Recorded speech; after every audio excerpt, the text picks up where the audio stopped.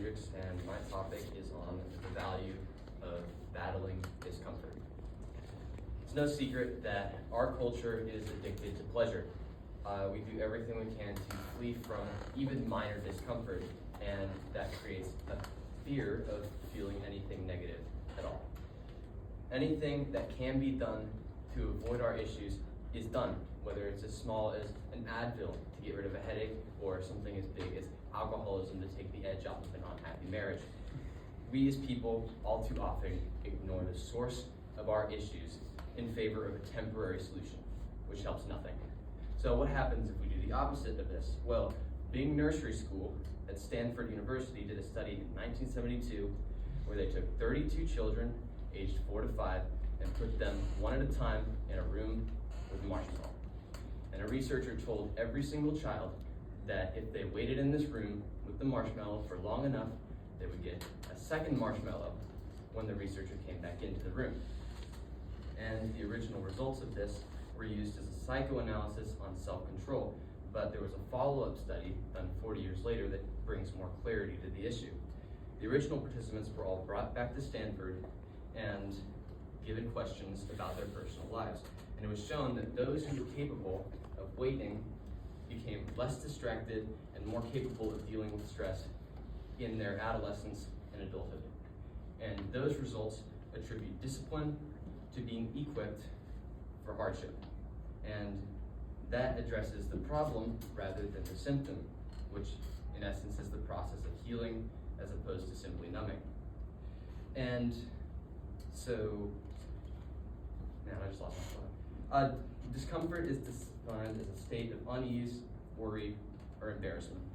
And a corollary to this is that anything which is not comfortable can be seen as discomfort, whether it's small or large. It could be a stomachache or an insult ranging all the way up to the death of a relative or a cancer diagnosis. It has a much wider scope than is typically shown through normal conversation. And in that fact, all the people who battle it share a few key traits, the first of which is tolerance, which is the ability to endure continued subjection to something without adverse reaction. And that cannot exist without first having desensitization, which is the capability of the human mind to extinguish an emotional response. And this is observed worldwide.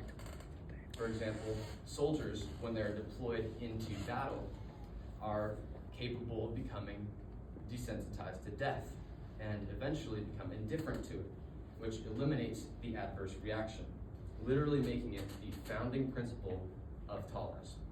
And humans, unfortunately, are unable to stifle these adverse reactions innately. It has to be learned, and sometimes this is organic through products of environment, but in other cases, it has to be deliberately taught. That's the case for exposure therapy, which is the practice of allowing a person to routinely interact with something they fear or find unpleasant in hopes it will affect them less over time. This is applied professionally under the umbrella term of cognitive behavioral therapy. And its existence as a science vouches for the point that exposure causes desensitization. And there's lots of examples of this concept, not just professionally, but also applied on a personal level. For example, I went skiing for the first time in January. And when I got to the top of my first beginner hill, I was so intimidated, I almost had to walk down the side of the mountain. I eventually brought myself to go down the hill, and I fell 3 times. Each time hurt a little bit more. And when I made it to the bottom, I went back up and tried it again. And eventually, as I learned how to control my skis, speed, and rate of descent, I became more effective at going down a hill. And that grew my confidence in my ability.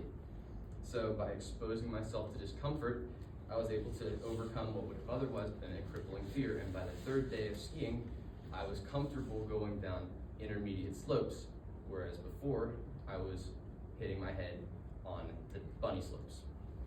And while that example is of fear, the same concept can also apply to loss, although it's slightly different because it shows itself as exposure over time. Sensitization to loss is then built on a linear scale set by the progression of time itself. You can only become as desensitized as you can. Now, you can only be as desensitized to something as the amount of time you give it to heal, which means that the best way to heal is to separate yourself from it by letting time pass. And this softens the immediacy and perceived prominence of an experience. And that means that tolerance will account for the eradication of the unpleasant.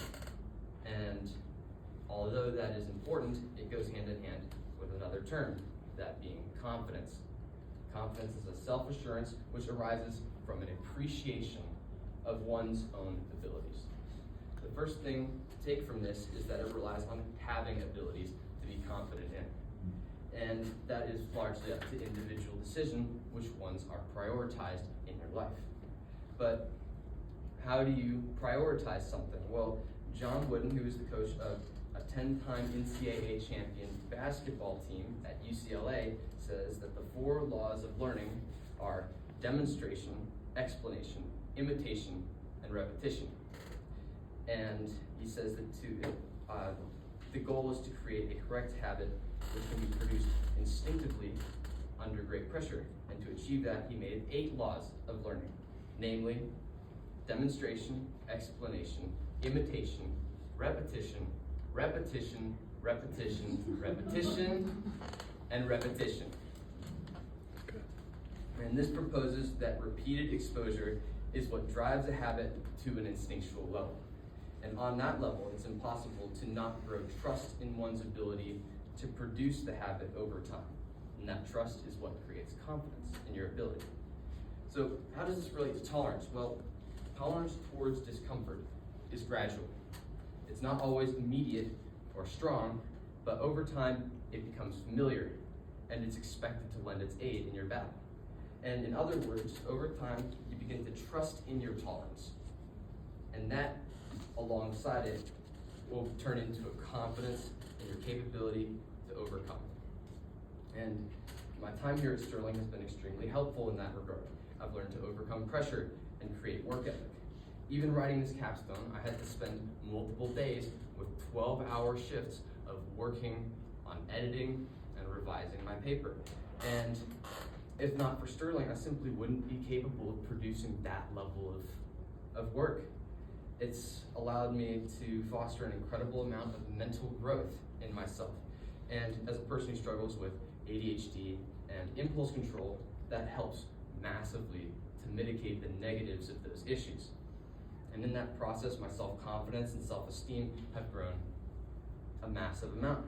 And that has prepared me to be successful in my future, wherever that may be.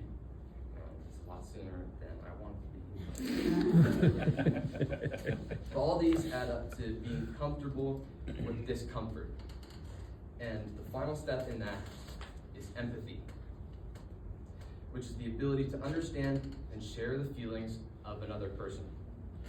Many of the same grievances overlap in people, and understanding grows from the similarity in two people's experiences. And this is talked about in the Bible in 1 Corinthians 9, 22 through 23, which says, "To the weak I became weak to win the weak. I have become all things to all people, so that by all possible means I might save some. I do this for the sake of the gospel, so I may share in its blessing," which is spoken by the Apostle Paul. We're called to face our discomfort when it comes as adversity, as temptation, as persecution, so that we can be strong enough to guide others in our discipleship. Jonah the prophet is a great example of what comes from a lack of empathy. He ran from God and ended up, and I love this comes straight from the Bible, he ends up in the jaws of death. Mm-hmm. He was quick to judge Nineveh as sinful, and so far beneath him, it wasn't worth even God's command to pity them. His own prideful sin was his downfall. Even when he did as God asked, and Nineveh repented of their sin, his pride made him upset, and he complained to God. Jonah 4 says he was so angry he wished to die, and he wanted God to kill him. And that is obviously not a healthy condition of faith. And in conclusion, mental and spiritual development comes from the battle waged against discomfort in every aspect of our lives. Although the world attempts to allure you with various pleasures and hedonism, it is in your best interest to continue to fight against it. And I want to end with Romans 8:12-13, which says, "Therefore, brothers and sisters, we have an obligation, but it is not to the flesh or to live according to it.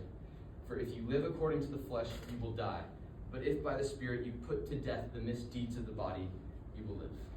Thank you for listening.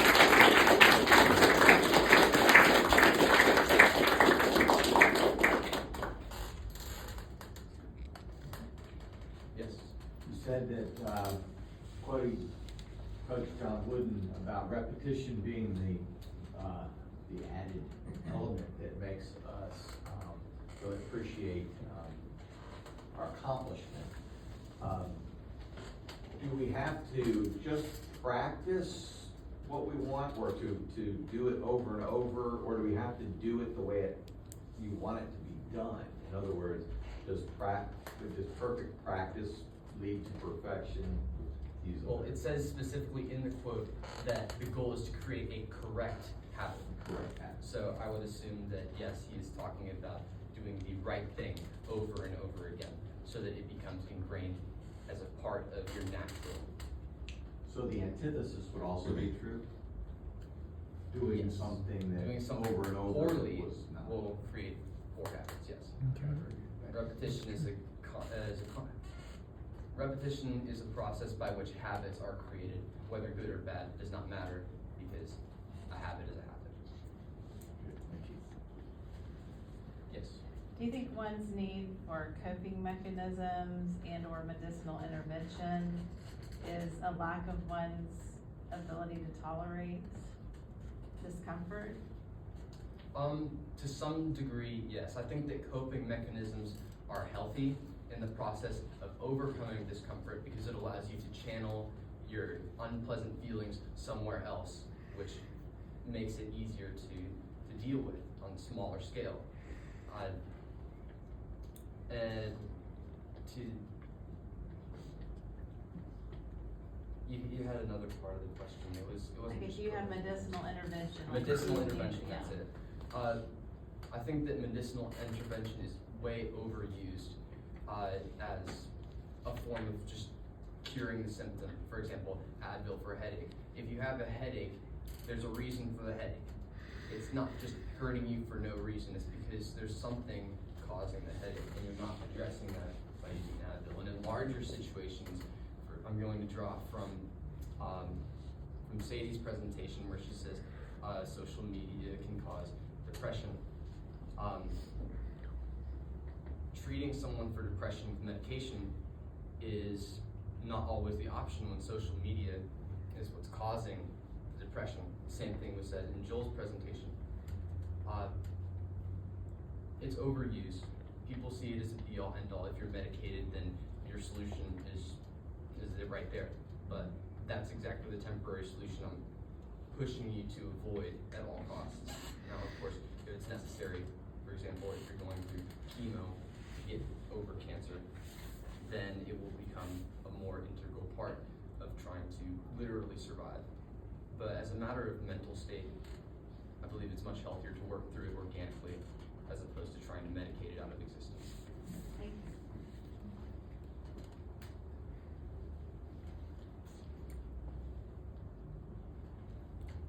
All right, thank you.